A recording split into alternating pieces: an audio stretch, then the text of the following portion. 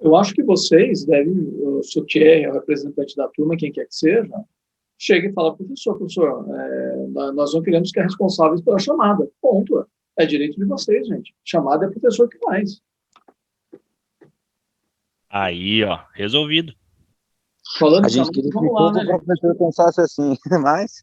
Vou aproveitar que os mais chatos chegam por último, fazer a chamada e por falta com os caramala aí já. Vamos lá, moçada. Abel. Presente, professor.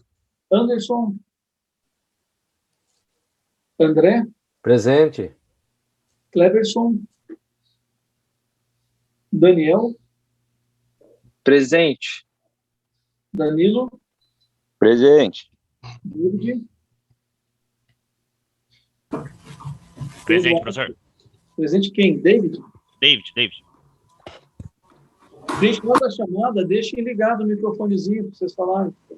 Ih, mas se eu deixar ligado aí, meu filho vai atrapalhar. Não, você já respondeu, você pode desligar. Eduardo. Presente. Liga, meu. Erasmo. Presente, Erasmo. Felipe. Presente. Guilherme Cardoso. Presente. Guilherme Oliveira. Presente. Hudson. Presente. Jader. Jefferson. Josemar.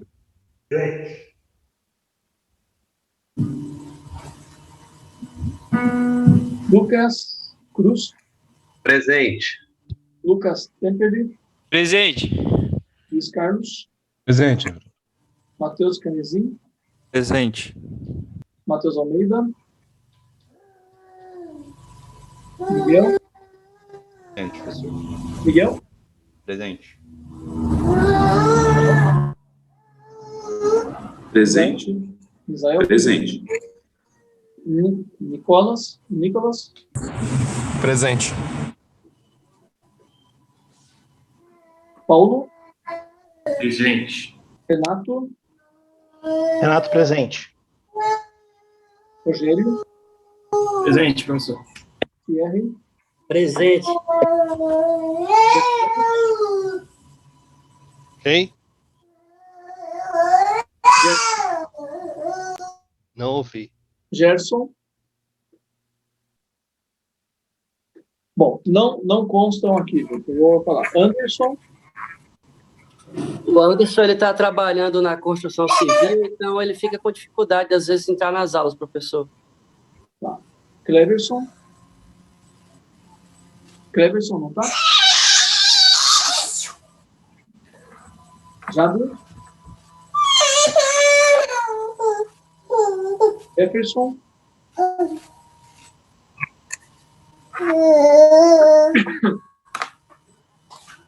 Matheus Almeida.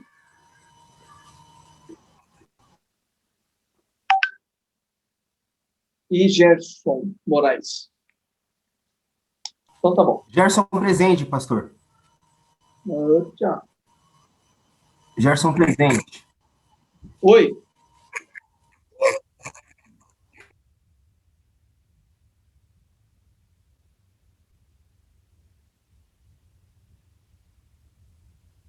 Ele pediu para avisar que está dormindo. Tá bom. Mas... Gente, seguinte, seguindo a orientação da direção do seminário, e aí até a orientação de usar o Zoom... Professor Leonel, Oi. José Carlos está presente. Sim, eu pus, Zé Carlos. Você está retornando, Zé Carlos, é isso? Estou retornando, isso. Bem-vindo, meu amigo. Você está mais jovial. Obrigado. Cleverson também, reverendo. É a pandemia. Quem minha saúde. Quem está voltando também? Cleverson. Ué, mas ainda não está aqui na minha lista, gente. Você não tem trancado a matrícula, Cleverson? Mas o Cleverson está aí? Sim. Chegou agora, professor. Mas está com falta. Né? Professor, Matheus Almeida chegou agora também. Pô, mas que xaropice, né? Pronto, já fechou, já era. Gente, então, como eu dizia, seguindo a orientação da direção, a gente está usando o Zoom, porque fizemos aí um curso online e tal, e foi muito discutida a questão da fadiga de tela, de ficar muito tempo na tela. Então, as nossas aulas terão em torno de 40 minutos, e o restante do tempo de aula será usado com atividades, leituras, eventualmente uma atividade em sala de aula, em que a gente peça para vocês se dividirem em grupos, abrirem outras salas, discutirem, retornarem, mas de modo que a gente não tenha aula expositiva com mais de 40 minutos, tá bom? Então, é isso que a gente vai, assim que a gente vai caminhar no semestre. Imagino que vocês tiveram acesso ao Classroom e que vocês viram ali o conteúdo programático. Há alguma dúvida sobre?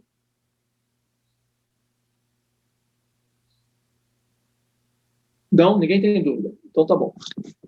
Só quero salientar que a nossa avaliação será feita através de um teste que faremos e de um trabalho de exegese não completo, parcial, eu já explico por quê.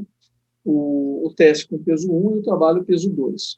Então, essa será a avaliação.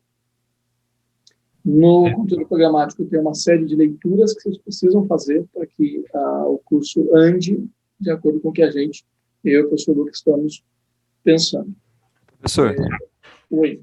Com relação a essas leituras, a minha pergunta é se o senhor vai disponibilizar algum tipo de PDF, material, ou se nós podemos correr atrás disso, daí tentar disponibilizar para todos os alunos.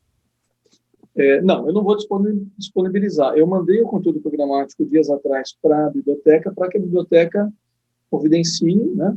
E que vocês, se não conseguirem acesso à biblioteca, aí vocês têm que ver como vocês conseguem esse material, tá bom? Então, por exemplo, essa indicação de leitura para hoje, esse é o material que vocês acham na internet por aí, mas aí vocês têm que procurar. Fernando, Erasmo, minha dúvida aqui é livros para serem adquiridos, né? Tem o Novo Testamento Grego, quinta edição, tal, da Stuttgart. A dúvida é se tem que ser exatamente essa edição, ou se a gente pode usar, por exemplo, o Nestor Walland, que temos no Logos, muitos de nós temos no Logos. Vocês podem usar desde que seja a última edição. Só que, para a gente fazer exercício de crítica textual, aí vocês têm que usar essa edição que eu coloquei. Mas aí pede para um amigo tirar uma foto, alguma coisa, né? Vai ser um texto pequeno, 1, 2 páginas, não tem problema. O importante é que vocês tenham uma edição atualizada do texto grego. Tá bom? Ô, reverendo, esse texto grego é esse daqui, né? Roxo, vinho, algo do tipo? Isso, isso. Ah, tá. É o que foi a última edição que a Sociedade Bíblica traduziu, né? Eles só esqueceram de traduzir o grego, mas eles traduziram a introdução, o título, essas coisas assim. É essa. Então tá. Vocês devem ter percebido, e aí eu explico, e já passo a palavra para o professor Lucas, que a ideia, a prática de cursos de exegese me levou a pensar em fazer como tenho feito. Isso a gente pode alterar, mas eu acho que ainda é importante.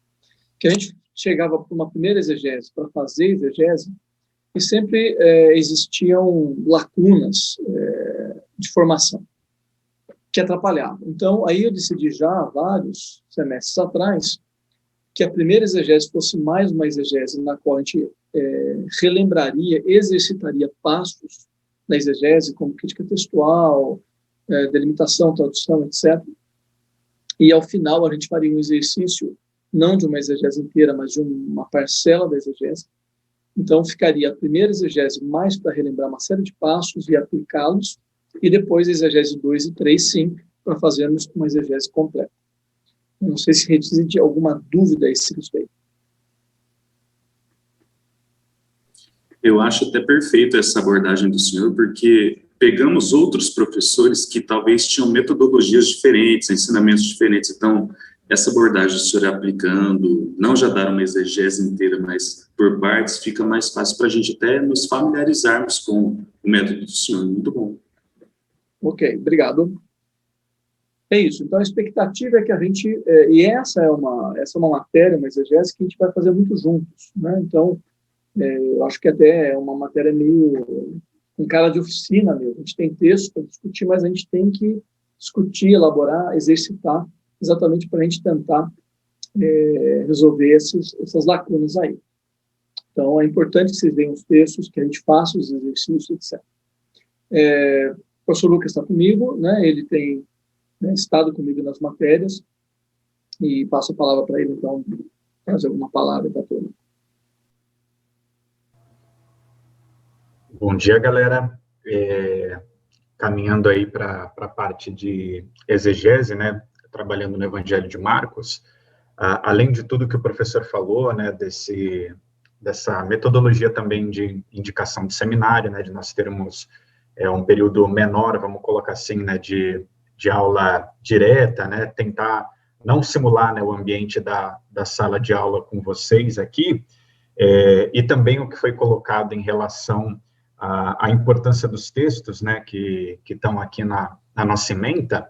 Como vocês viram, vocês vão trabalhar o Evangelho de Marcos, né, e, obviamente, facilita muito, né, quando a gente está falando da questão da exegese mesmo, você ter uma intimidade com o texto que você vai trabalhar.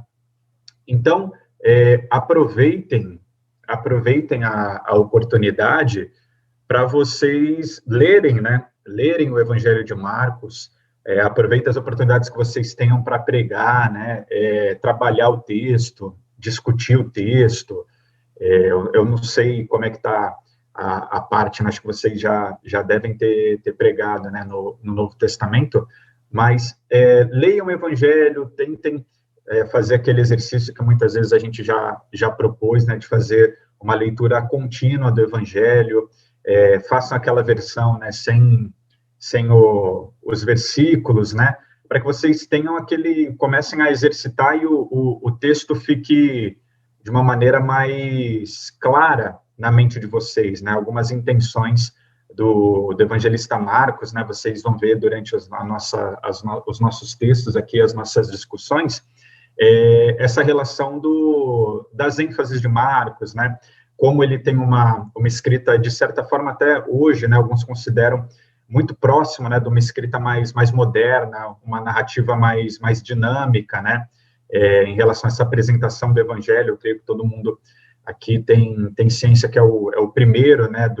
dos Evangelhos. Então, para que vocês possam também exercitar essa parte, para vocês aproveitarem melhor a dinâmica do curso, né, o texto que vocês vão escolher para fazer exegese, né, que vocês tenham essa relação com o texto, né, que não seja somente mais uma atividade, como o professor bem colocou, né, durante as aulas a gente vai fazer esses exercícios, né, a questão de delimitação de perícope, análise do aparato crítico, todas essas coisas mais de exercício mesmo, né, mas que vocês possam aproveitar esse contato com o texto, né, e assim começar a fazer novas conexões, né, que vão ser importantes para vocês, tanto no ministério, né, de uma maneira prática, quanto no seu exercício devocional, em tudo que você vai desenvolver, o que eu creio que vocês desenvolvem, né, dentro da realidade aí do seminário e da prática de vocês, da prática pastoral de vocês.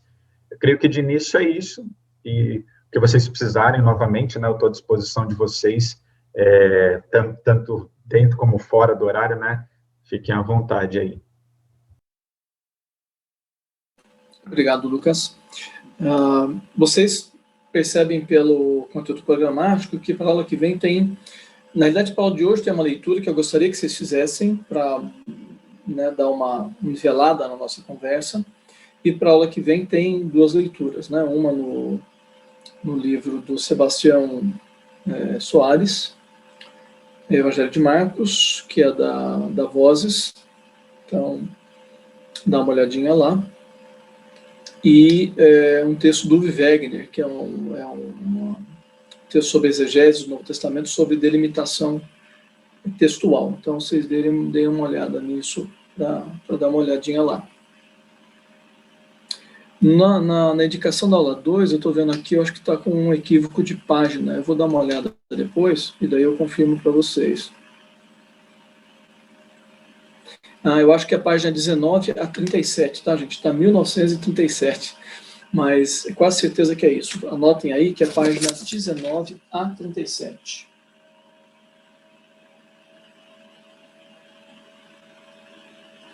A indicação de leitura para a aula 2, a aula da semana que vem, tá bom? Então, vamos conversar um pouquinho. Isso é importante tanto para mim quanto para o Lucas, para a gente perceber como é que está o nível de vocês, a cabeça de vocês. O que a gente vai trabalhar com o Evangelho de Marcos, mas a gente pode também introduzir outros evangelhos, discutir e tudo mais, mas principalmente Marcos. O que é um evangelho? O que vocês, do que vocês já estudaram, o que vocês podem falar sobre, o que vocês acham que é relevante falar sobre os evangelhos, que pode ajudar a gente aqui nessa matéria? Vou estar com vocês a palavra.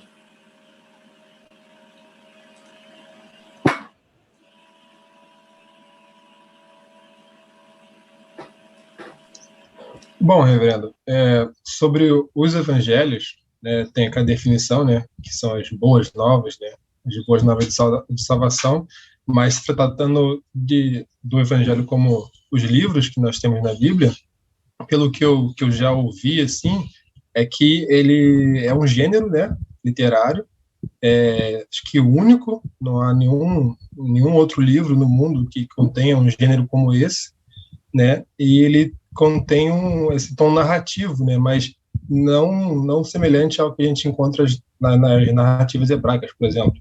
Acho que tem um teor, acho que diferente, né, daquilo que é o normal, entre aspas.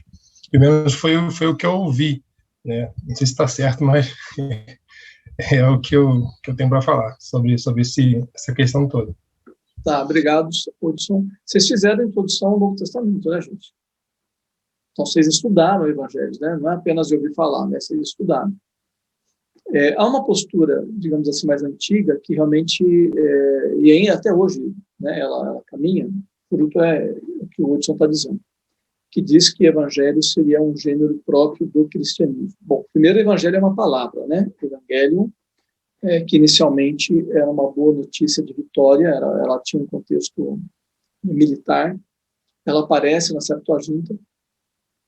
Essa palavra é usada pelos primeiros cristãos, nesse sentido, adaptado, né, à boa notícia da vitória de Jesus, né, sobre o diabo, sobre o mundo, sobre nós mesmos.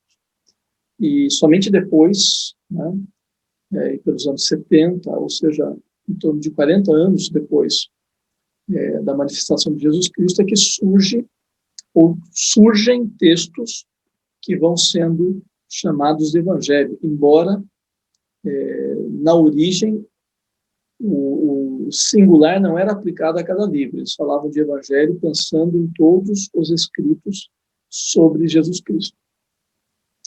Mas a noção de que evangelho, enquanto gênero, enquanto produção textual, é um texto criado pelos cristãos, isso deriva, em grande parte, do pessoal da crítica das formas, e é interessante, do pessoal bem crítico, de Bélios, Bultmann e seguidores, porque eles diziam que os textos do Novo Testamento, de modo particular os evangelhos, não poderiam ser considerados literatura assim como a literatura clássica era considerada. Eles achavam que os evangelhos eram uma literatura de muito baixa qualidade. Inclusive, eles duvidavam, de autoria. Eles achavam que os evangelhos eram alguém que juntou um monte de coisa e pôs lá. Então, com certo tom até de vergonha, eles diziam, não, isso aqui não pode ser comparado com outros textos. Então, isso aqui é uma coisa que, assim, a pobreza aí dos cristãos inventou e é o que está aí.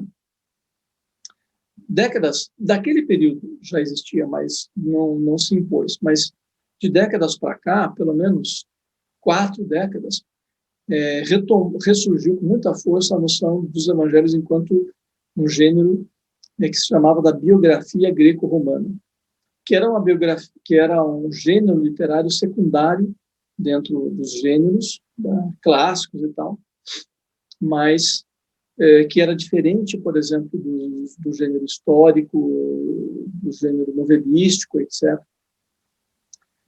mas que tinha uma certa identidade enquanto gênero, né? Tem, por exemplo, um livro chamado Vidas Paralelas, eu esqueço o nome do autor, mas que ele vai colocando biografias de personagens gregos e romanos em paralelo, né? Esse é um exemplo típico de biografia. antiga, biografia antiga. Então, hoje, ultrapassando essa crítica que não faz sentido lá de Délios e Bultmann, hoje pensa-se, isso não é, digamos, sem discussão, mas é muito forte essa noção hoje, que os evangelhos são um gênero muito próximo da biografia greco-romana. E dentro desse grande gênero, você tem uma série de microgêneros, né, como vocês acho que estudaram em metodologia exegética, né? O que mais? Evangelhos. O que são evangelhos? Qual a importância? O que é importante para estudar os evangelhos para vocês? Acho que é importante, professor, ter noção de que são 4, né? 3 bem próximos, né? Entender a questão do autor para o seu público original, a gente vê diferenças entre eles, então, ter essa noção que não é um evangelho só, né? São 4, e entender a ótica com que cada um escreveu, o público qual escreveu, né? A mensagem que ele quer passar a respeito de Cristo. Eu vejo alguns pregadores, né? Até mesmo o pastor aqui fala, é o evangelho de Jesus Cristo conforme escreveu Marcos, Lucas, João. Então, interessante ter essa visão da diferença entre eles também, para não haver essas discrepâncias ou até achar que há erro nos evangelhos, né? Sim, sim.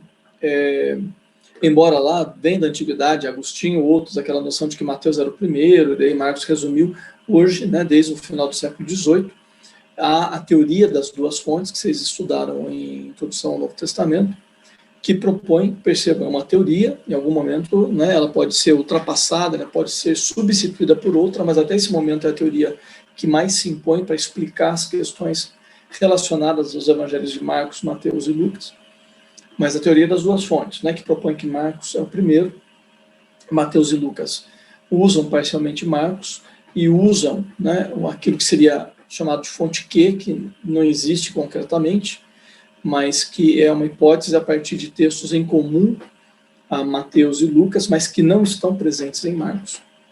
E que também Mateus e Lucas, cada um deles faz uso de material específico para eles. Então, Mateus teria usado Marcos, teria usado a fonte Q, teria usado um material próprio a ele. Da mesma maneira, Lucas, né? Essa é a teoria que a gente trabalha hoje. Então, quando você faz, como vocês fizeram lá em metodologia exegética, quando você faz comparação sinótica, essa é a teoria que está por trás.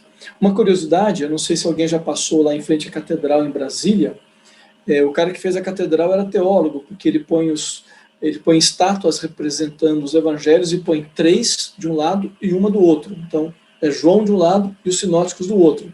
Quer dizer, o cara manjava de teoria das 2 fontes, né? Muito interessante isso aí. Mas essa é uma teoria importante para a gente trabalhar, né? E João é a parte, é outra pegada, né? O que mais? Acho interessante destacar, perdão, André, pode falar.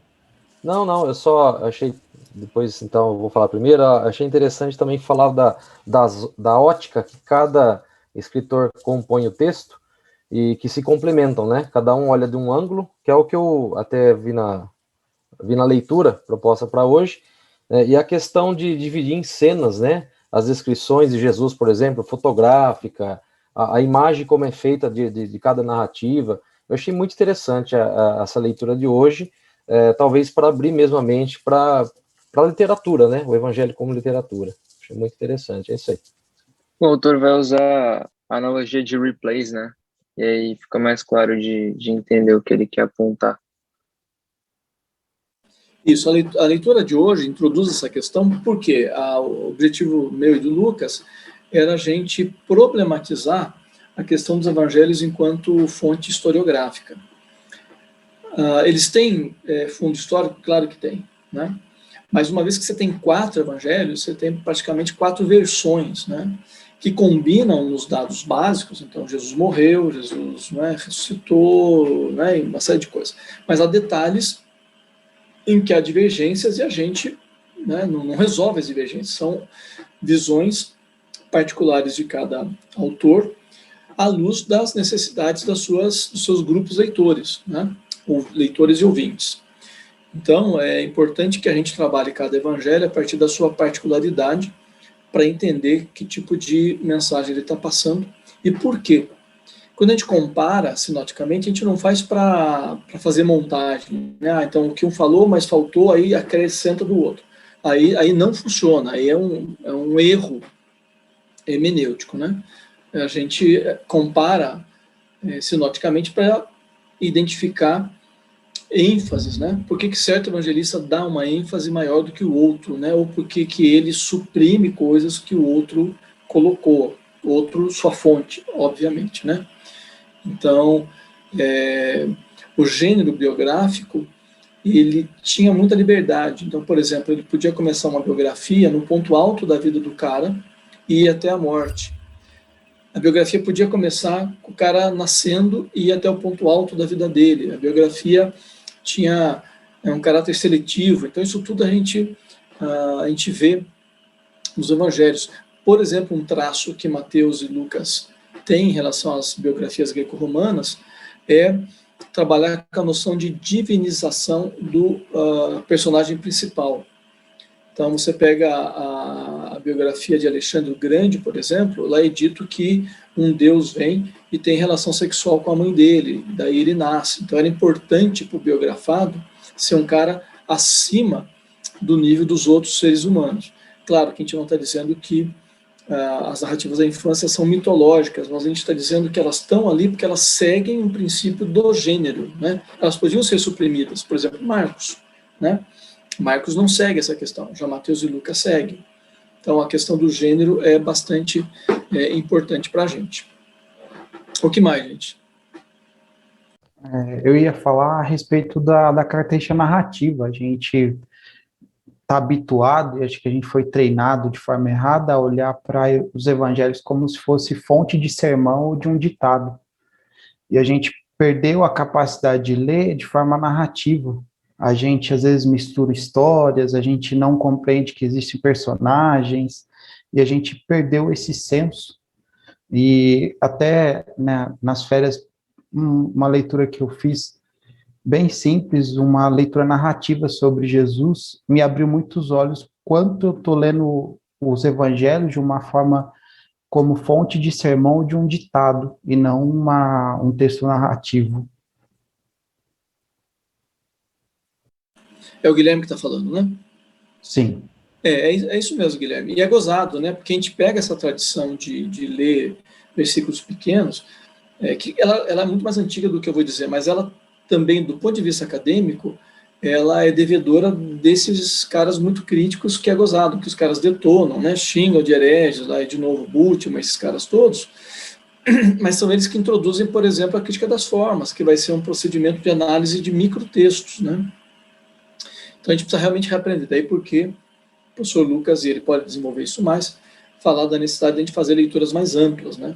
A gente só consegue pensar teologicamente um texto quando a gente consegue lê-lo na sua integridade, quer dizer, como as linhas vão fluindo, como as temáticas, como há retorno de assuntos, introduções, enfim, né? Então, de fato, a gente precisa reaprender a ler o livro inteiro, várias vezes, etc., para a gente poder ter resultados mais satisfatórios.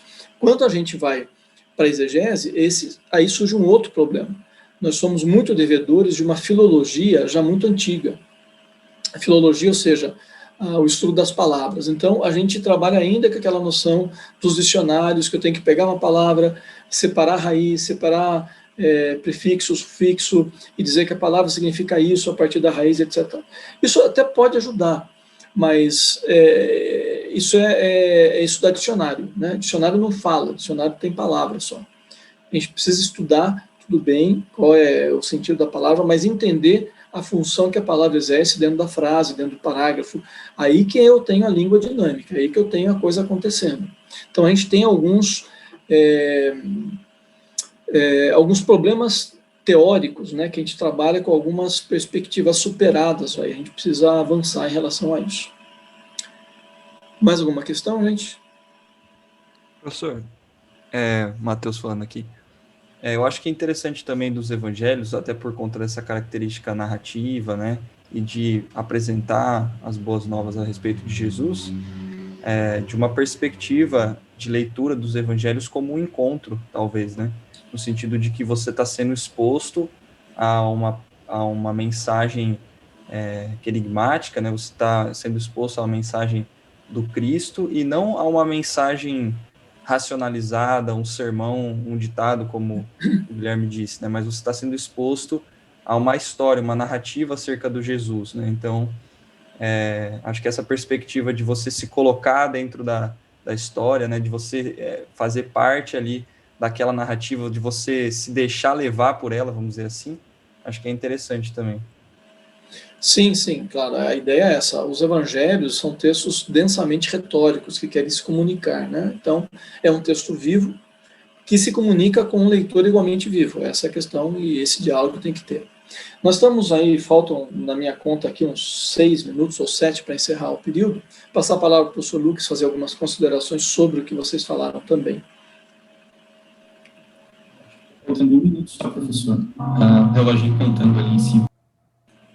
Oi? O reloginho está contando aqui do Zoom, falta só 1 minuto. Menos 1 minuto. Então tá bom, Lucas. Tá igual o Big Brother, né? Os 30 segundos para eu poder justificar a minha permanência na aula, né? Não, gente, várias questões importantíssimas, né, que foram aqui levantadas e tratadas, mas é importante sempre, né, nós observarmos, como foi colocado também, que existe essa intencionalidade do autor